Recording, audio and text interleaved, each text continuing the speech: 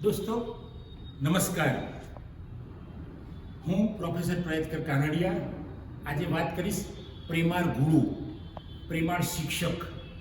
મિત્રો, હું BLISC MLISCમાં ગુજરાત યુનિવર્સિટીના department of library and information સાયન્સમાં ભણતો હતો.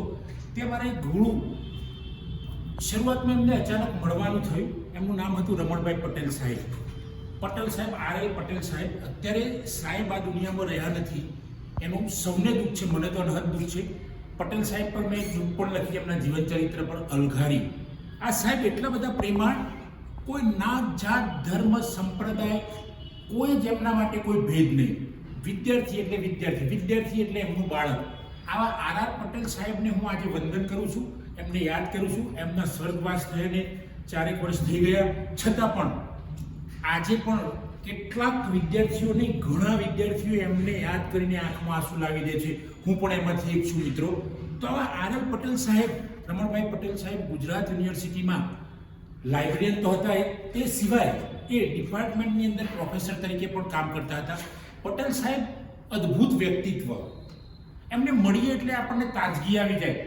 ગાંધી બાપુની જેમ દોડતા હોય, સતત દોડતા જ હોય, કામમાં પરોવાયેલા હોય, છતાંય પણ કોઈ વિદ્યાર્થી એમની પાસે જાય મિત્રો, તો આ પ્રેમાળ અને અદ્ભુત શિક્ષક, અદ્ભુત ગુરુ વિદ્યાર્થીને સ્માઇલ આપીને વાત કરે અને વિદ્યાર્થી ગમે તેવા સ્ટ્રેસમાં હોય તો એ સ્ટ્રેસમાંથી બહાર નીકળી જાય. આવા સાહેબ જોડેથી મને પણ ઘણું શીખવા મળ્યું છે કે વ્યક્તિત્વ કેવી રીતે ઘડવું.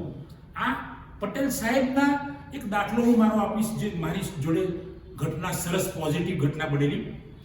લગભગ 22-23 વર્ષ પહેલાં, કદાચ એનાથી પણ વધારે એક્ઝેક્ટ વર્ષ ખબર નથી, પણ આટલા વર્ષ લગભગ 23-24 વર્ષના પહેલાં મારે એકવાર એમની જોડે કેરેક્ટર સર્ટી લેવાનું. એ વખતે અમદાવાદમાં જબરજસ્ત વરસાદ પડેલો, અમદાવાદ આખું પાણીમાં હતું અને હું નવી હાઈકોર્ટે ઉતરીને ચાલવાનો લાગ્યો તો ત્યાં પાણી ભરાયેલું. પાણીમાંથી હું ચાલતા ચાલતા પટેલ સાહેબની ઓફિસમાં ગયો. લગભગ 1.5 કલાકે પહોંચ્યો, 1.5 થી 2 કલાકે. પટેલ સાહેબે મને એકદમ સ્વાગત કર્યું, સરસ રીતે મારા માટે ચા મંગાવી, ચા પાણીની વ્યવસ્થા કરી. સાહેબે મને કહ્યું કે તું અત્યારે કેમ આવા વરસાદમાં આવ્યો છું? કીધું સાહેબ એક ખાસ જરૂર છે, મારી જોબ માટે સર્ટિફિકેટની જરૂર છે, તમારા સર્ટિફિકેટની. કે પટેલ સાહેબના વરસાદ પડવાના કારણે ત્યાં એમની ઓફિસમાં પણ મુશ્કેલી હતી, કોઈ કર્મચારી આવેલા નહીં, સાહેબ એકલા હતા. મને કહે તું ચિંતા ના કર, તું બેસ અહીંયા. મિત્રો, આ સાહેબ આજે એટલે યાદ આવે છે કે એમણે જાતે ટાઈપ કર્યું. એ વખતે કદાચ કોમ્પ્યુટર વગર એમને જે સાદું ટાઈપ આવતું હતું મશીન, એમાં એમને ટાઈપ કરીને મને કેરેક્ટર સર્ટી આપ્યું. અને ત્યારે મને લાગ્યું મિત્રો કે હું ગામડાનો માણસ, એક પછાત ગામનો માણસ, હું અમદાવાદમાં ભણવા આવ્યો. એ વખતે તો કોઈ બહુ ઓળખતું ના હોય, પણ છતાંય સાહેબે મને કેરેક્ટર સર્ટી આપ્યું. ત્યારે મને ખબર પડી ગઈ કે મારું કેરેક્ટર કેવું છે હશે.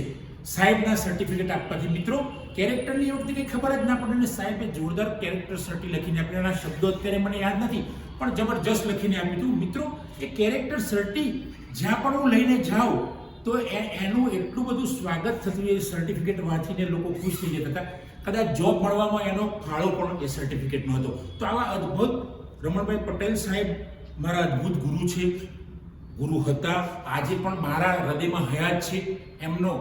એમનો પ્રેમ આજે પણ મને એમનાથી જોડી રાખે છે મિત્રો.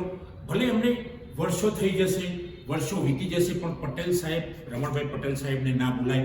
એમની જોડે કોઈ પણ વિદ્યાર્થીઓ આવે, કોઈ પણ કર્મચારી આવે તો ક્યારે એમના ચહેરા પર ગુસ્સાની રેખાઓ ના આવે, માત્ર સ્માઇલ હોય, એકદમ હળવું સ્માઇલ.